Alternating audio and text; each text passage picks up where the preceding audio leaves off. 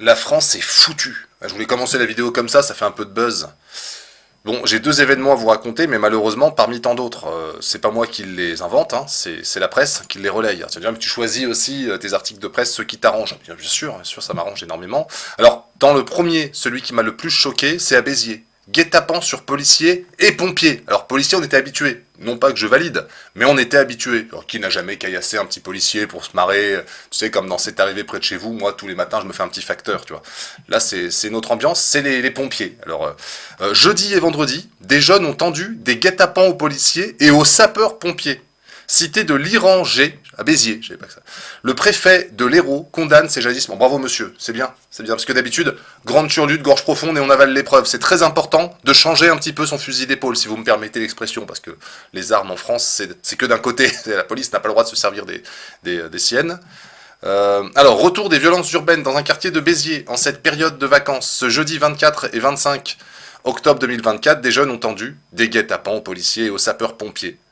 C'est marrant, on s'ennuie, qui n'a jamais fait ça? Alors, qui n'a jamais roulé sans permis? Qui n'a jamais fait un refus d'obtempérer, ce genre de choses? C'est toi qui n'es pas dans l'air du temps. Tu sors un dimanche en famille, tes enfants bien élevés, faut travailler, faut saboter le travail. Il faut leur dire, bon, faites quoi les enfants?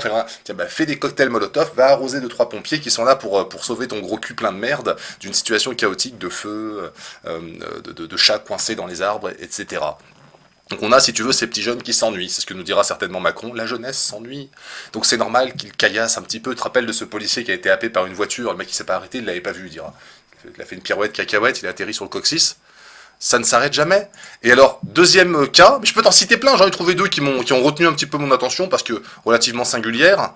L'agresseur, un gérant d'une entreprise de location de voitures de luxe, recevait la visite d'un huissier qui devait saisir les automobiles. Alors moi j'ai un petit peu les huissiers aussi comme amis maintenant. C'est pas pour autant, si tu veux, que je les attends en katana. J'ai un petit malinois, ça fait déjà le travail. Mais le mec, donc il y a 3-4 flics qui se pointent, il sort un sabre. Le mec, il s'est senti l'âme du Bushido, tu vois. Il voulait en découdre avec un sable, a priori, qui n'était pas très affûté. Mais enfin, sur le principe, si t'avais fait un dixième de ça aux États-Unis, un gruyère. T'aurais été un gruyère. C'est-à-dire, il t'aurait littéralement démonté la gueule. Mais en France, il y a des mesures, on fait attention, le policier s'est protégé, il a fait un peu de taekwondo.